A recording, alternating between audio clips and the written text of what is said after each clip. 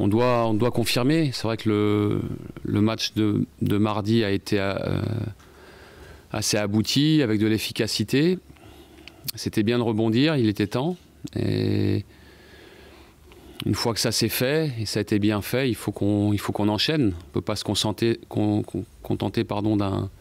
d'un bon match de temps en temps. On doit être plus régulier. Et ça, effectivement, si on veut faire une série pour recoller parce qu'on a perdu un peu de terrain, il faut enchaîner contre Dijon. Quand c'est long, que vous n'arrivez pas à gagner, c'est vrai que vous attendez ça avec impatience. On a été tout près contre Marseille, contre Caen. Ce n'est pas passé et là il fallait que ça passe. Et c'est vrai que le match tel qu'il s'est présenté a été abouti. Et quand vous réussissez ce que vous souhaitiez, voilà, vous êtes heureux. Après, ça reste qu'un match, mais il fallait le faire. Oui, sans doute un peu plus fort parce que le moment l'exigeait. Après, c'était pas non plus, c'est pas une causerie que j'ai écrite 48 heures avant. Voilà, c'est venu, j'ai parlé avec mon cœur, avec ce qui me semblait adéquat pour le groupe à ce moment-là. Voilà, c'était important de bien fixer les choses pour le match, mais si ça a touché les joueurs, c'était le but. Je sais pas, après, vous savez, on peut pas on fait tout, enfin, il y a toujours un fantasme un peu sur les causeries. On peut pas, sur les causeries d'avant-match, surtout quand vous jouez tous les 3 jours, inventer quelque chose en permanence. Il y a toujours un fil conducteur. Les causeries, elles se ressemblent toutes un peu, en tout cas dans la construction. Après, c'est important pour garder les joueurs en éveil et pour les stimuler, avoir des leviers parfois un peu différents. Là, c'était une causerie assez émotionnelle.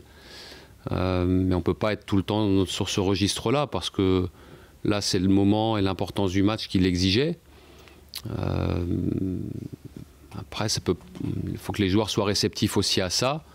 C'est plus les circonstances du match et le moment dans une mauvaise série qui ont fait que c'était sans doute un ressort. Je pense que dans la préparation, dans la mise en condition des joueurs aussi, on a modifié certaines choses.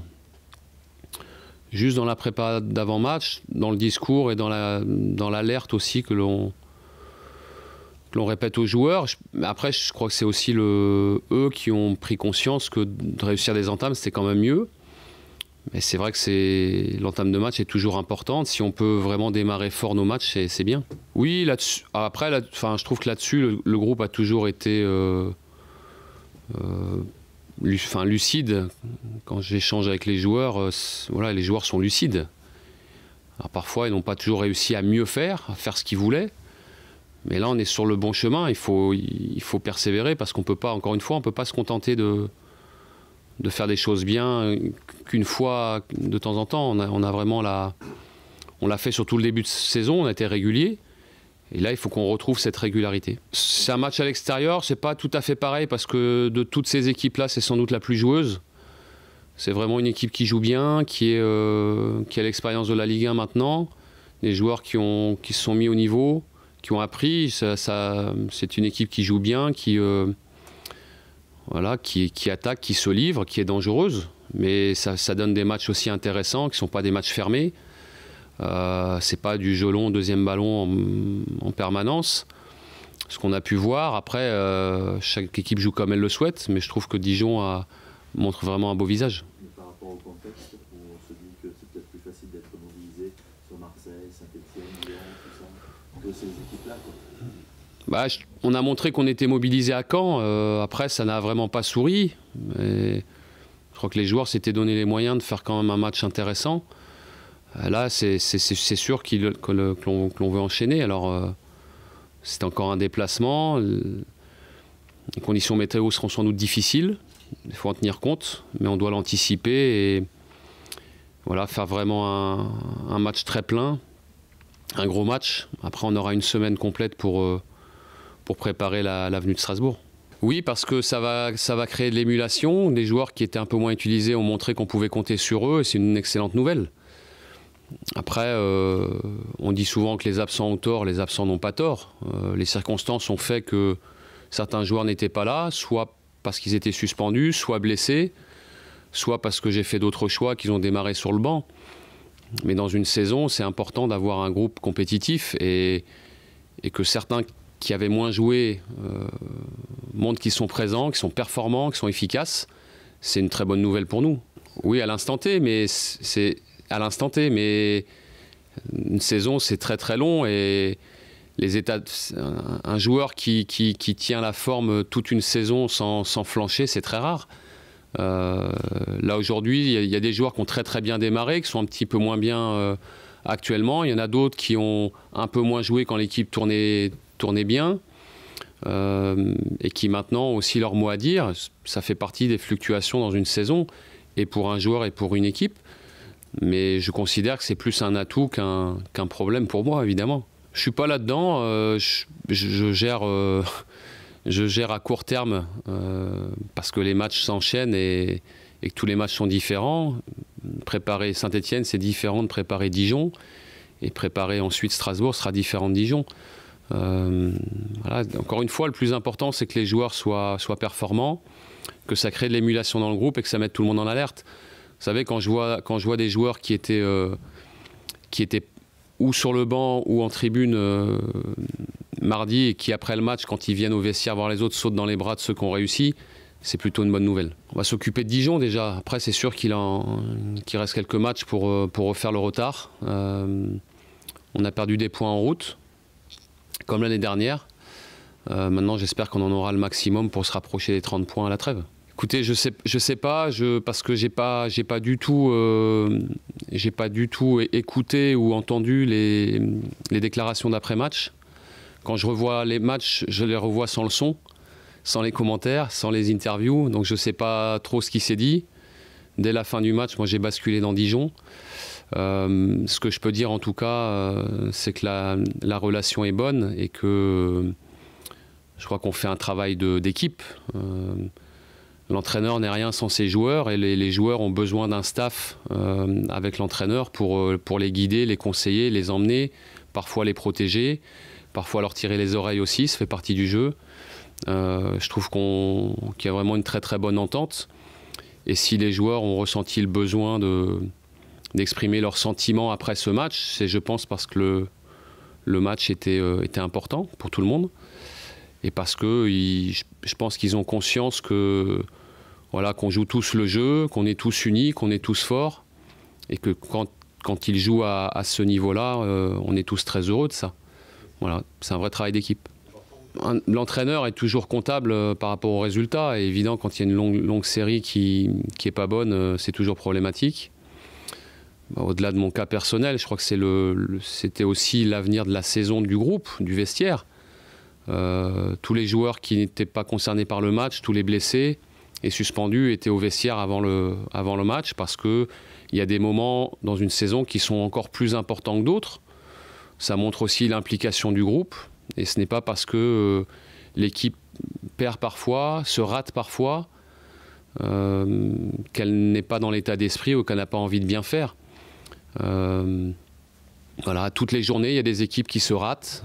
C'est jamais volontaire de la part d'une équipe, c'est jamais volontaire de la part des joueurs. Simplement, quand on est dans une mauvaise période, et ça a été notre cas, il est important de faire encore plus score. Simplement, je veux aussi que les joueurs comprennent que à partir de demain, puisque c'est le match d'après, et pour les matchs suivants, c'est tout aussi important et on a besoin de confirmer tout ça. On peut pas être... le match de mardi était particulier pour ça. C'était important de rebondir et de regagner. Mais une fois que c'est fait, on ne peut pas s'endormir. Non, bien sûr, on doit être dans l'exigence et de revoir les sourires dans le vestiaire après le match, le lendemain du match, hier en l'occurrence lors du décrassage. Et ça, il faut que les joueurs s'en souviennent parce qu'on a tous envie de revivre ça encore et encore. Il ne faut pas banaliser la victoire et la joie de la victoire. Ils ont fait ce qu'il fallait. Même s'ils ont été un peu critiqués, ils ont fait ce qu'il fallait pour se qualifier. Pas de qualification d'équipe de France n'ont jamais été faciles. Il y a 4 ans, c'était difficile contre l'Ukraine en barrage. Là, ils se sont qualifiés directement sans les barrages. Après, dans ce qu'il y a dedans, je crois que l'équipe avait trouvé un équilibre. Il y a eu beaucoup de blessés sur la fin des éliminatoires. J'espère que Didier va pouvoir récupérer le maximum de joueurs compétitifs. Après, il fera ses choix. sur le papier, il y a énormément de qualité, énormément de talent. Après, c'est encore une équipe en devenir parce qu'elle est assez jeune. Alors, est-ce qu'elle sera compétitive pour aller au bout dès la Russie en 2018 ou un peu plus tard? Ça, on le saura que le moment venu. Mais en tout cas, je trouve qu'ils sont dans les temps. Aujourd'hui, ils ont fait ce qu'il fallait. On verra le tirage, mais raisonnablement, il faut que les Bleus soient au moins en quart. Bah, c'est comme pour les coupes nationales, vous ne pouvez pas savoir à l'avance si vous allez la gagner ou pas. Il y a peut-être que Paris qui le sait, parce que ça se répète année après année. Ça dépend du tirage, c'est comme la Ligue des Champions, tout dépend aussi du tirage. On verra le tableau des Français. Je pense qu'ils seront favoris dans leur phase de groupe, quel que soit le groupe. Mais après, ça dépend du tirage. Et si vous tirez l'Allemagne ou le Brésil dès les huitièmes, c'est quand même plus compliqué. Ça peut passer, mais c'est plus compliqué. Non, il n'y a pas eu de casse sur le match de Saint-Étienne.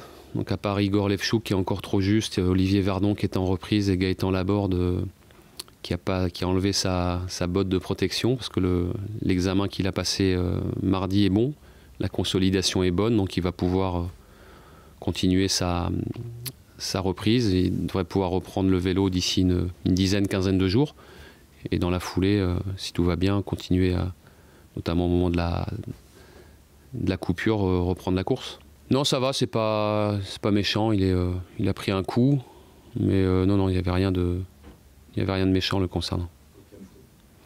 Cafou, il n'est pas sorti parce qu'il s'est fait écraser un orteil et il avait un ongle abîmé. Il a fallu le percer, il avait mal, mais je pense qu'aujourd'hui ça devrait aller.